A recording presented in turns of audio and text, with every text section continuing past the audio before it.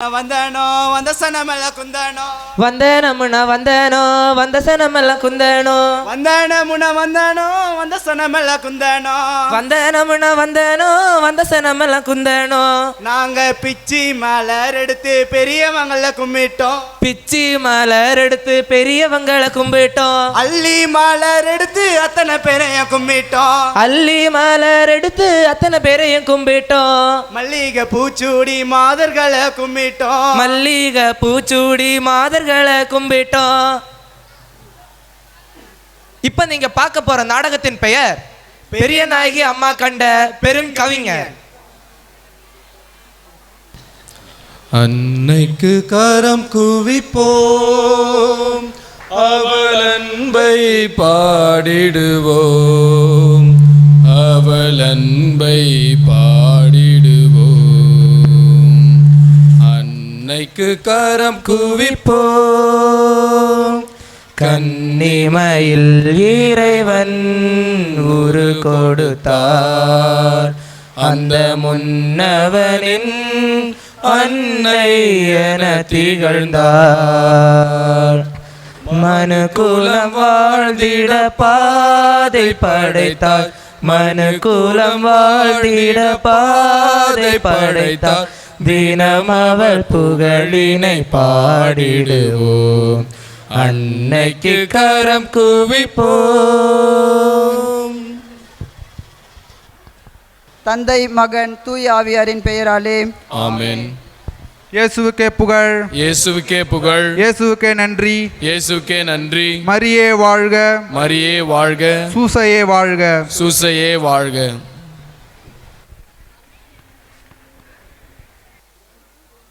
பூசையில நம்ம கடைசியா பாடின பாட்டு இருக்குல்ல, அது எனக்கு ரொம்பவும் பிடிச்சிருந்தது. அப்படியா? ரொம்ப சந்தோஷம். எதனால உங்களுக்கு இந்த பாட்டு பிடிச்சிருக்கு?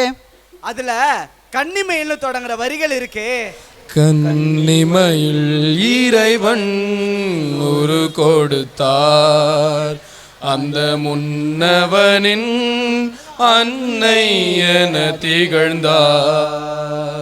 இந்த வரிகள் எனக்கு வேற ரெண்டு வரிகள் ஞாபகப்படுத்துது. என்ன வரிகள் அது? அதாவது, உருவில் நான் உருவாகி உலகில் ஓர் மகன் உதிப்ப, கருவில் நான் கருத்தாங்கி கன்னி தாயாயினே. ரொம்ப அருமையா இருக்கே. இதுக்கு என்ன அர்த்தம்? நம்ம பாடுனது மாதிரிதான். அதாவது, உருவில்லாத இறைவன் இவ்வுலகில் பிறகுறதுக்கு ஆண் கருவின் உதவியின்றி கருத்தாங்கிய கன்னித்தாய் ஆனவளே. ரொம்ப அழகா எழுதி இருக்கிறாங்க. யார் இப்படி எழுதுனது? நம்ம கோவிலை விட்டு வெளியே வர நேரம் அவரைத்தானே முதல்ல பாக்குறோம். ஓ, வீரமாமுனிவரா? வீரமாமுனிவரே தான். இவரு தேம்பாவணி போன்ற தமிழ் இலக்கியங்களை எழுதியும் தமிழ் எழுத்துக்களை சீரமைச்சும் தமிழுக்கு நிறைய தொண்டாற்றி இருக்காருன்னு நான் படிச்சிருக்கேன். கத்தோலிக்க ஆலய வழிபாட்டில் தமிழ் மரபை அறிமுகப்படுத்தினதும், திருவிழா கொண்டாட்டங்கள்ல தேரெழுத்தல், சப்பரம் தூக்குதல் போன்ற தமிழ் மரபுகளை அறிமுகப்படுத்தினதும் இவர் தான். அப்படியா? இவர் இத்தாலி நாட்டை சார்ந்தவராச்சே. இத்தாலி நாட்டில் காஸ்டிலியோனே என்றும் ஊரில் பக்தியில் சிறந்த குடும்பத்தில் 12வது தலைமகனாக பிறந்த இவர் தான் ஜுசுப்பே கான்ஸ்டாண்டின் பெஸ்கி. 1680ஆம் ஆண்டு நவம்பர் மாதம் 8ஆம் தேதி பிறந்த இவர் பக்தி, கல்வி, ஒழுக்கம் போன்ற அனைத்திலும் சிறந்து விளங்கினார். Rejoice in the Lord always, and again I say rejoice. Rejoice in the Lord always, and again I say rejoice. Rejoice, rejoice, and again I say rejoice. Rejoice, rejoice, and again I say rejoice. Rejoice in the Lord always, and again I say rejoice. நான் நினச்சா எங்களுக்கு ரொம்ப பெருமையாக இருக்கு மகனே. நான் என்னம்மா பெருசா செஞ்சுட்டேன்? ஆண்டவர் இயேசுவின் வாழ்க்கை நெறியில நீ நல்ல முறையில் வளர்ந்தது மட்டும் இல்லாமல் இலக்கண இலக்கிய கலையை திறம்பட படித்து அதில் பட்டமும் வாங்கியிருக்கிற. இது கடவுள் எனக்கு கொடுத்த கொடை, நீங்க தந்த பரிசு, ஆசிரியர்கள் எனக்குள்ள ஏற்படுத்திய தாக்கம். மிக்க மகிழ்ச்சி மகனே. அடுத்ததா எந்த பல்கலைக்கழகத்தில் படிக்க விரும்புகிறேன்னு சொல்லு. அப்பா கிட்ட சொல்லு, அப்பா நிச்சயம் வேண்டியது செஞ்சு தருவார். அவர் டாக்டர் பட்டம் வாங்கின மாதிரியே நீயும் டாக்டர் பட்டம் வாங்க, அப்பா உனக்கு எல்லா வழியும் செய்து தருவார். அப்பா அம்மா என்னை மன்னிச்சிடுங்க. நான் உடனடியாக மேல் படிப்புக்கு போக விரும்பல.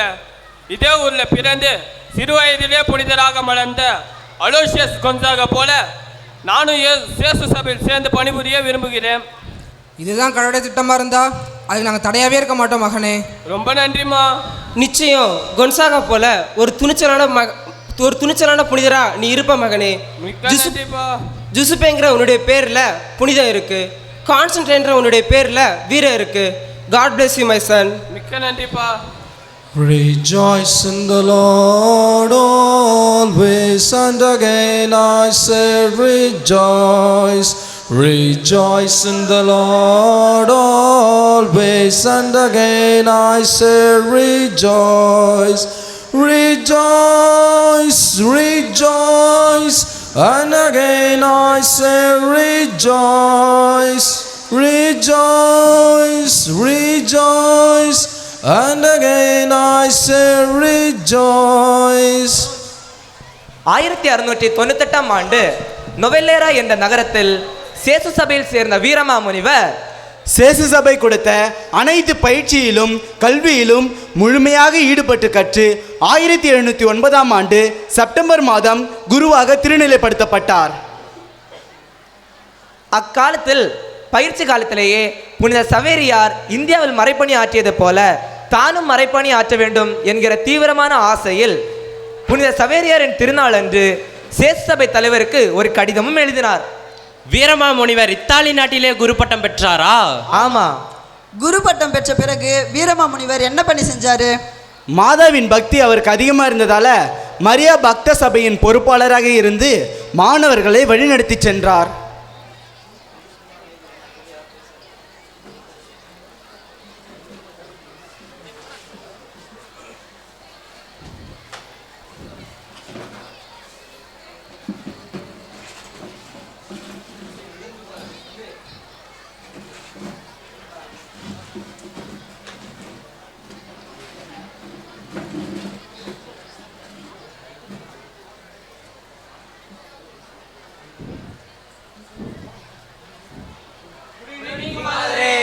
Good evening students. போன வாரம் அன்னை மரியின் மன்றாட்டு மாலையை கற்றுக்கிட்டோம், ஞாபகம் இருக்கா? இருக்கே ஃபாதரே. எங்க பாடுங்க பாப்போம். We greet you, Holy Virgin, Mother of God, O Mary, full of grace. And we bless your Son, the Lord Jesus Christ. To him all honor and glory, now and evermore. ரொம்ப நல்லா கத்துக்கிட்டீங்க. கடைசி வரைக்கும் பாடிடுவீங்களா? வர சனிக்கிழமை அன்னைக்கு நம்ம ஜபத்துல பாடணும். சரி, அது இருக்கட்டும். புனித இன்யாசியார் அன்னை மரியிட எப்படி ஜெயிப்பார்னு தெரியுமா? தெரியாது ஃபாதரே. சரி சொல்லுறேன், கேளுங்க. அன்னை மரியே, அன்பு தாயே, உன் அன்பு மகன் இயேசுவோடு என்னையும் இணைத்து வையும். மரியே, அன்பு தாயே, உன் அன்பு மகன் இயேசுவோடு என்னையும் இணைத்து வையும். ரொம்ப அருமையான ஜெபம் ஃபாதரே. இது பிடிச்சிருக்கா உங்களுக்கு? பிடிச்சிருக்கு ஃபாதரே. இந்த ஜெபத்தை அடிக்கடி சொல்லிக்கிட்டே இருங்க. சரிங்க ஃபாதரே. மரியே வாழ்க. Mary வாழ்க.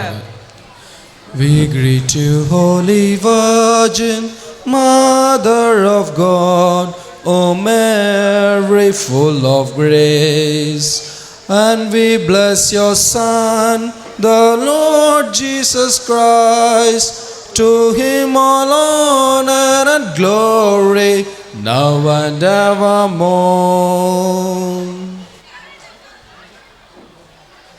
மரியா பக்த சபையின் பொறுப்பாளராக வீரமா முனிவர் பணி செய்துக்கிட்டு இருந்த சமயத்துல மதுரை மறைப்பணி தளத்தில் பணி செய்ய 1710 ஆண்டு இவர் அனுப்பப்பட்டார்.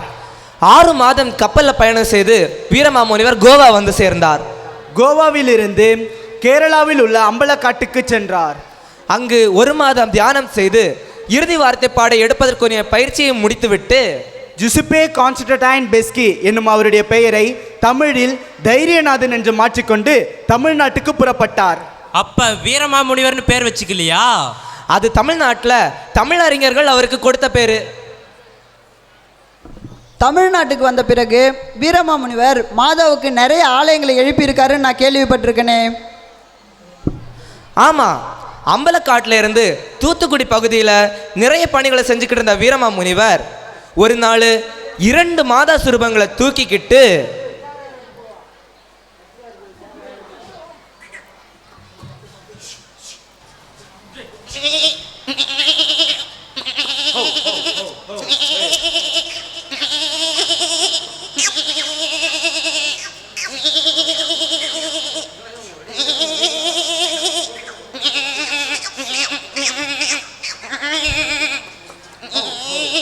மரியே வாழ்க, மரியே வாழ்க. தம்பிகளே, இந்த ஊரின் பெயர் என்ன? ஆரியனூர். ஆரியனூர், அருமையான பெயர். நான் அந்த நீரோடையில் நீரருந்தலாமா? குடிக்கலாம்.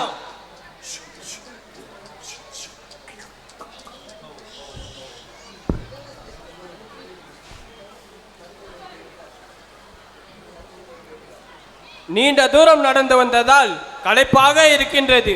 சற்றே ஓய்வெடுப்போம். மரியே வாழ்க, மரியே வாழ்க.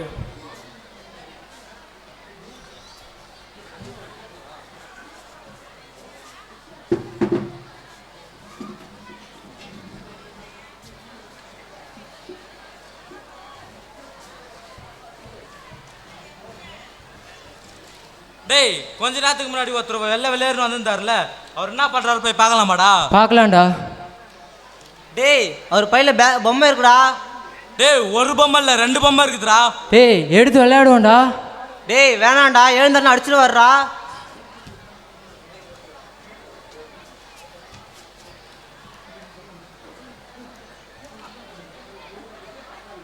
அறக்கடல் நீயே, அருள் கடல் நீயே, அரும் கருணாகர நீயே. மரியே வாழ்க, மரியே வாழ்க.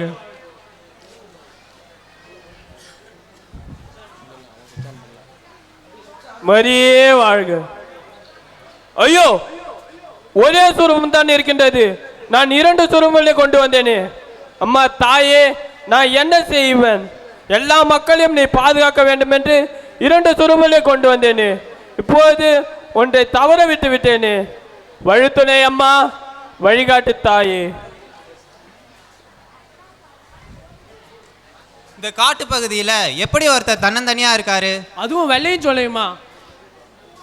ஐயா, எனக்கு ஒரு உதவி செய்யுங்க ஐயா. என்ன வேண்டும் உமக்கு? நான் ஒரு கிறித்துவ சன்னியாசி. கடவுளறியா மக்களுக்கு பணி செய்ய இப்பகுதிக்கு நடந்து வந்தேன். கடவுளின் தாயின் பாதுகாப்பில் மக்கள் இருக்க 2 சுரூபங்களை கொண்டு வந்தேன். அதில் சற்றே அசந்து தூங்கிவிட்டேன். விழித்து பார்க்கும் பொழுது ஒரு சுரூபம் தான் இருக்கின்றது, மற்றொன்றை காணவில்லை ஐயா. அதை கண்டுபிடிக்க நீங்க உதவ மாட்டீர்களா? நாங்கள் என்ன செய்ய முடியும்? ஒன்று செய்யும். இந்த பகுதி தலைவராக இருக்கின்ற பாளையக்காரர் பரூரில் உள்ளார். 5 மைல் நடந்து சென்றால் பரூர் வந்துவிடும். அங்கு போய் சொல்லும், அவர் உமக்கு ஏதாவது உதவி சொல்லுவார். மிக்க நன்றிங்க. மரியே வாழ்க.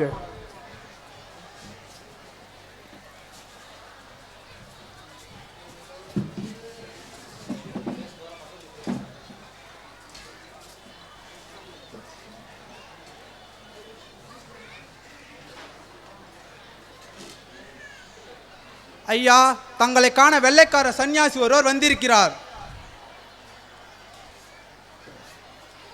வெள்ளைக்கார சன்னியாசியா? ஆமையா.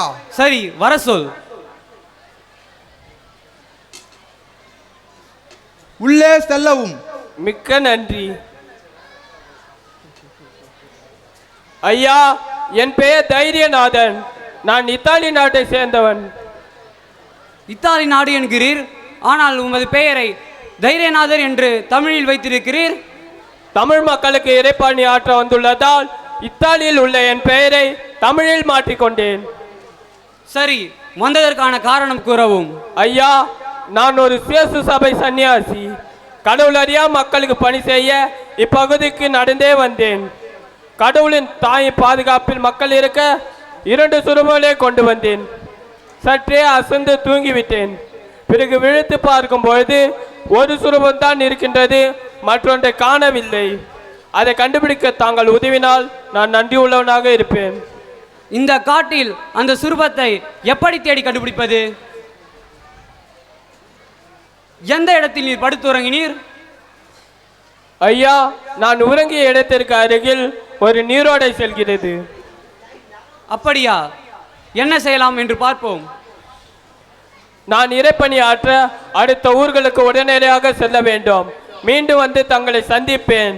தாங்கள் செய்யவிருக்கிற உதவியை நான் ஒருபோதும் மறக்க மாட்டேன். வணக்கத்திற்குரியவரே, உம்மிடமிருந்து அருள் வெளிப்படுவதை நான் உணர்கிறேன். வாரிசின்றி வாழும் எனக்கு ஆசி வழங்கும். தாயும் தந்தையும் ஆகிய கடவுளின் அன்பும் அருளும் என்றும் உடன் இருப்பதாக. மிக்க நன்றி. அடியேன் விடைபெறுகிறேன். நன்றி. மரியே வாழ்க.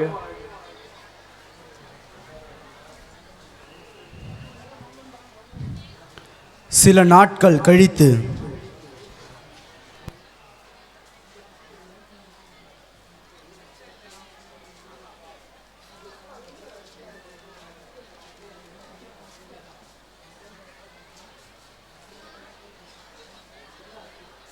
காவலரே, ஐயா, வெள்ளைக்கார சன்னியாசிடமிருந்து காணாமல் போன சுரூபத்தை நம் ஆட்களை அனுப்பி ஒரு குறிப்பிட்ட பகுதியில் தேட சொல்லியிருந்தனே, அவர்கள் அதை கண்டுபிடித்து விட்டார்களா? எனக்கு எந்த செய்தியும் வரவில்லை ஐயா. நான் சென்று பார்த்து விட்டு வருகிறேன்.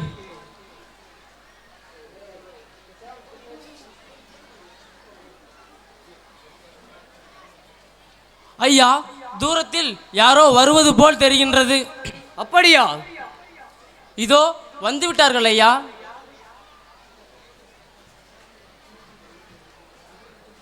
ஐயா, அந்த வெள்ளைக்கார சன்னியாசி தேடிய சிலை இதுவா தான் இருக்க வேண்டும். இதை யாரோ அங்கே புதைத்திருப்பார்கள் என்று நினைக்கிறேன்.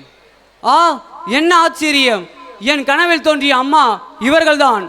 இவர்கள் உங்கள் கனவில் தோன்றினார்களா? ஆமாம், என் கனவில் தோன்றி என்னை மண்ணுக்குள் புதைத்து விட்டார்கள். நான் வெளியே வர விரும்புகிறேன் என்றார்கள். ஐயா, நீங்கள் கூறிய இடத்தில் நாங்கள் தோண்டிய பொழுது ரத்தம் பீரிட்டு வந்தது. இன்னும் ஆழமாக தோண்டி இந்த சிலையை மீட்டெடுத்து வந்தோம். என் கனவில் தோன்றிய இந்த அம்மா அவர்களுக்காக ஒரு ஆலயம் கட்டி எழுப்ப சொன்னார்கள். எனக்கு மகப்பேறு தாரும் தாயே என்றேன். அதற்கு அவர்கள் அதையும் நிறைவேற்றுகிறேன் என்றார்கள். அப்படியா? இது உண்மையிலே தெய்வீக தாய்தான். அன்னையே போற்றி, அம்மையே போற்றி, எங்களை காத்திடும் தாயே நீ போற்றி. அன்னையே போற்றி, அம்மையே போற்றி, எங்களை காத்திடும் தாயே நீ போற்றி. கோவில் கட்டுவது மட்டுமல்ல, இந்த அம்மாவுக்கு ஒவ்வொரு ஆண்டும் தேர் எடுத்து திருவிழா கொண்டாடுவோம். ஒரு ரதம், ஒரு வெள்ளி ரதம், நம்ம தேவ மாதா ஏறும் ரதம். தேவ மாதா பாதத்துல அது பளிச்சு பளிச்சென்று மின்னல் போல. 2 ரதம், 2 வெள்ளி ரதம், நம்ம தேவ மாதா ஏறும் ரதம். தேவ மாதா பாதத்துல அது பளிச்சு பளிச்சென்று மின்னல் போல. அது பளிச்சு பளிச்சென்று மின்னல் போல. அது பளிச்சு பளிச்சென்று மின்னல் போல. மாதாவினருளால் பாளையக்காரர் கச்சிராயருக்கு மகப்பேறு கிடைத்தது. தான் தவறவிட்ட சுரூபத்தை கச்சிராயர் கண்டெடுத்து கோவில் கட்டியுள்ளார் என்ற செய்தி வீரமாமுனிவருக்கும் தெரிய வந்தது. மகப்பேறு கிடைக்கும் என்ற நம்பிக்கையுடனும் வாழ்க்கை துணை அமையும் என்ற எதிர்பார்ப்புடனும் வாழ்வில் உள்ள அனைத்து பிரச்சனைகளிலும் தீர்ந்துவிடும் என்ற உறுதியுடனும் ஏராளமான மக்கள் மாதாவை வழிபடத் தொடங்கினார்கள். ஆகையால் 1712 முதல் 1715 வரை வீரமாமுனிவர் கச்சிராயரின் உதவியோடு தற்போது உள்ள ஆலயத்தை கட்டி எழுப்பினார்.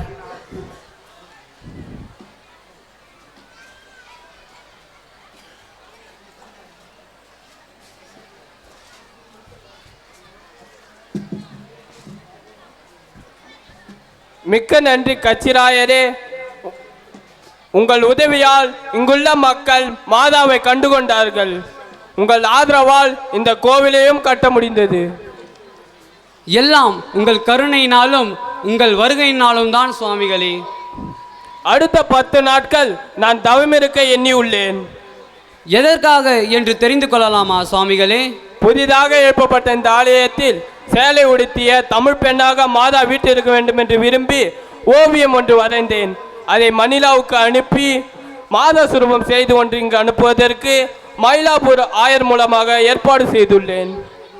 அந்த சுரூபம் விரைவில் வந்துவிடுமா? இன்னும் 10 நாட்களில் வந்துவிடும் என்ற தகவல் கிடைத்துள்ளது. எனவேதான் 10 நாட்கள் தவம். உங்கள் தவம் சிறக்க என்னுடைய வாழ்த்துக்கள். மரியே வாழ்க.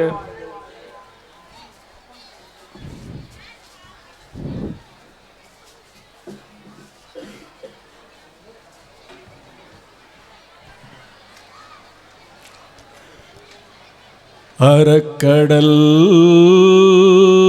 நீயே அருட்கடல் நீயே அரும் கருணாகரன் நீயே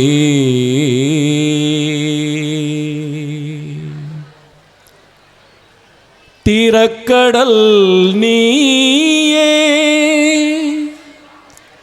திருக்கடல் நீயே திரிந்துளம் ஒளிபட ஞான நிறக்கடல் நீயே நிகர்கடந்து உலகில் நிலையும் நீயே உயிரும் நீயே நிலை நான் பெறக்கடல் நீயே தாயும் நீ எனக்கு பிதாவும் நீ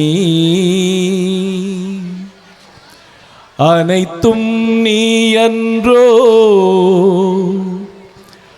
அனைத்தும் நீ அன்றோ அனைத்தும் நீ அன்றோ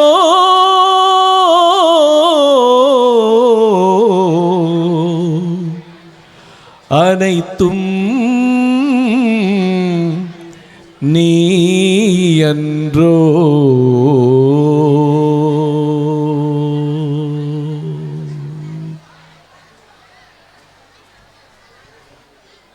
வீரமாமுனிவர் எதிர்பார்த்த மாதிரியே மணிலாவிலிருந்து மாதா சுரூபம் வந்துடுச்சு. கோயில் மணி அடித்து மக்களை ஒன்று சேர்க்கணும்.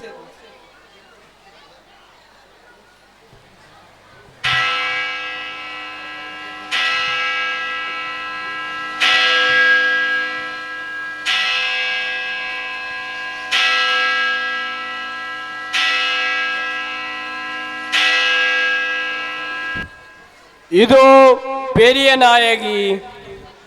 இதோ வீரமாமுனிவர் கண்ட பெரிய நாயகி. தமிழ் பெண்ணாக பெரிய நாயகி அம்மாவை ஆரியனூர் என்னும் கோணாங்குப்பத்திற்கு கொண்டு வந்து சேர்த்த வீரமாமுனிவர் பெரிய நாயகி அம்மாவின் கணவரான சூசேப்பரின் புகழ்பாடும் தேம்பாவணியையும் இக்கோணாங்குப்பத்திலேயே ஏற்றினார். ஆம், 1726 மற்றும் 1727 ஆகிய ஆண்டுகளில் தமிழ் மீது பற்று கொண்ட வீரமாமுனிவர் தேன் சொட்டும் தேம்பாவணி எனும் காப்பியத்தை பெரிய நாயகி அம்மாவின் அருளால் கோணாங்குப்பத்திலேயே எழுதி முடித்தார். இதோ பெரிய நாயகி அம்மா கண்ட பெருங்கவிஞர்.